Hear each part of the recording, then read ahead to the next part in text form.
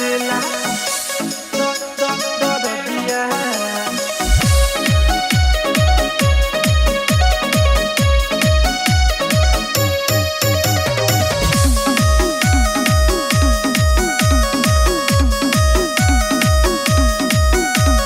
ससुरा में रोज नया घटना घटत बा केहू से हटत मन केहू से पटत बा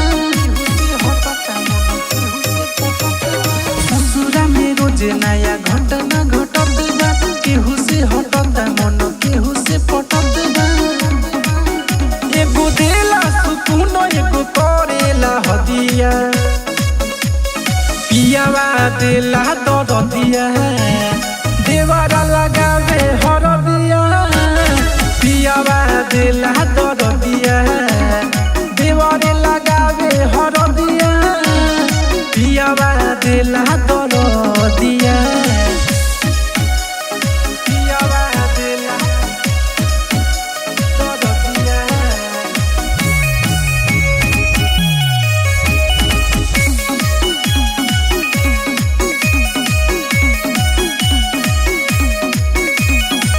नरम गरम रोज सहत बानी दिलवा के बात आज कहत बानी एगो मिटावे भूख एगो देला सुख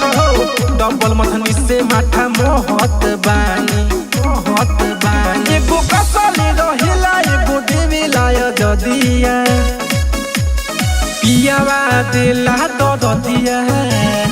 देवरा लगावे हरदिया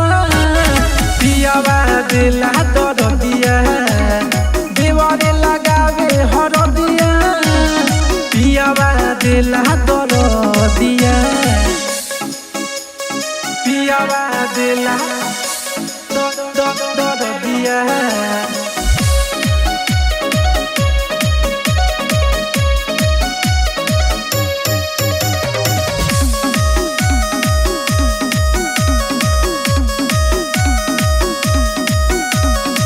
पियवा तो फिर देला देवरी हबेगा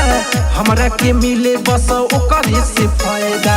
शिव मोहन के मनवा करे रह जाई काहे की बाटे ओकरे अलगे कायदा शिवम राजा से न हमके मिले ला सवदिया पियवा देला दरदिया देवरा लगावे हरदिया पियावा देला दरदिया देवरे लगावे हरदिया